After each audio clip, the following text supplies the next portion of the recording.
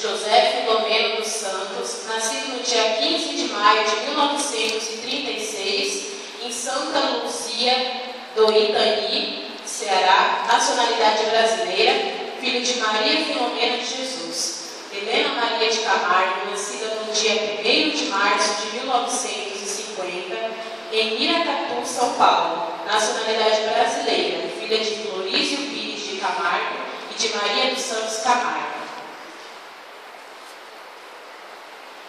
Amém, pessoal? Nós vamos acertar de casamento. Agora eu digo que vocês seguram na mão do outro, seguram na mão do outro, isso, de frente. Não.